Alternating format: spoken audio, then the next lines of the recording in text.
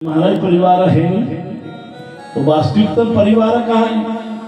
घरों को ताले लगे हुए हैं, मकान तो हैं पर ताले लगे, परिवार कहाँ है? ज्यादा से ज्यादा एक बेटा होगा या बेटियां होगी, दो कर्मों वालों के हैं। तो पहले जब परिवार होते थे, एक माता पिता के 5 या 7 बच्चे होते थे, तो 2-4 घर में 2-4 बाहर कहीं चलते थे। तो ऐसे ही मीरा अपने पिता के संग में जा रही है, वन से ये गई गुजर रही है, तो वहां एक महात्मा जी को जो है ठाकुर जी की पूजा करते हुए देखा। देखिए कैसे लगन लगती है। बड़े जमाने में ऐसा ही था। अब जैसे तुम्हारे बच्चों को मोबाइल की लगन लगी है, मोबाइल के बिना वो तुम्हारे बच्चे रह नहीं पाते।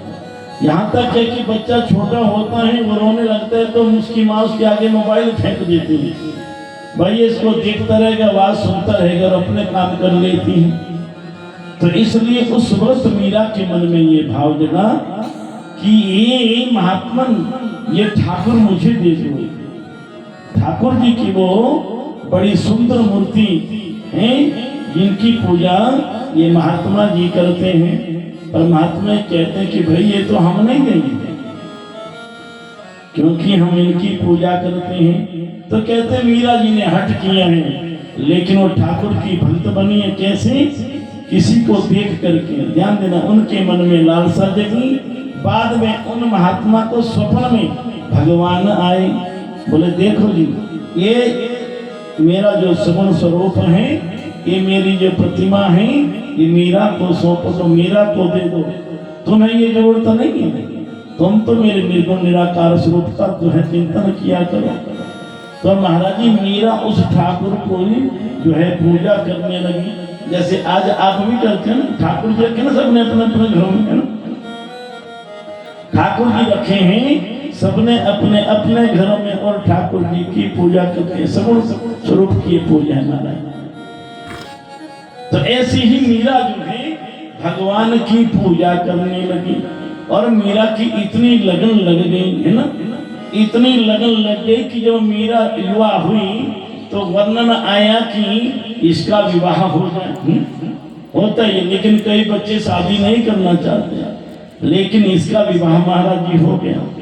इसका विवाह हो गया मेवाड़ किराना के संग में, और बाद में जो है मीरा वहां जाकर के भी भगवान का भजन करने लगी। लेकिन पहले राजघराने होते थे, इनमें ऐसे साधु संतों का आवागमन जो है अच्छा नहीं लगता था। किसी कारण से महाराज जी जब ऐसी परिस्थितियां आ गई कि मीरा की भक्ति चरम सीमा पर बढ़ गई, तो कहते हैं कि वहां के राजा जो है उनको ये बात अच्छी नहीं लगी।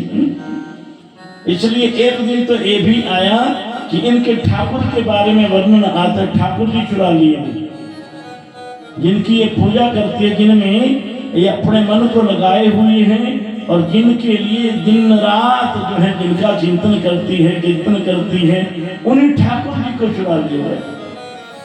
मीरा उसके लिए व्याकुल रहने लगी, और व्याकुल जब रहने लगी तो क्या हुआ, अब जो है ये तो मरने लगे, ठाकुर को चुरा लिए पर मरी नहीं है इसके वियोग में। इसलिए राणा जी ने क्या किया, महाराज जानबूझ करके एक जो है सपेरे को बुलाया और फिर पिटारी में नाग भेज दिए, है ना।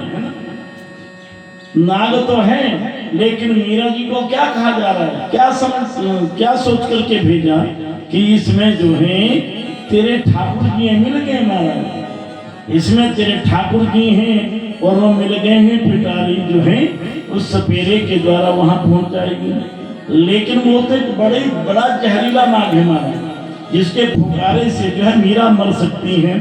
लेकिन उनकी लगन देखिए।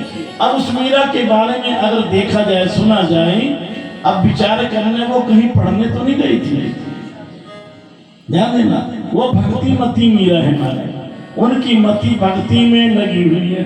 और हमारी मति कहाँ है कि हम खाएंगे और घर को चले जाएंगे। बोलना हरिओम हरिओम, न इधर के रहे न उधर के रहे, 2 घड़ी हम बैठ नहीं सकते। एक बात कहूँ आपसे, बुरा ना मानना मेरी बात का, जब ये तुम्हारे हाथ में होता तो घंटे लगा लेते तुम उसको देखने, घंटे लगा लेते देखने में। जब तुम कहीं आना जाना होता तो घंटे अपनी तैयारियों में लगा लेते हैं, अपने आप को तैयार करने में कितना समय लगा लेते हो। लेकिन जब भजन की बारी आती है, सुमिरन की बारी आती है, तो हमारे पास टाइम ही नहीं होता। हम जल्दी जल्दी जो काम जरूरी है उसको जल्दी जल्दी में, और जो जल्दी जल्दी में करने वाला हो तो उसको बहुत देरी में करते हैं।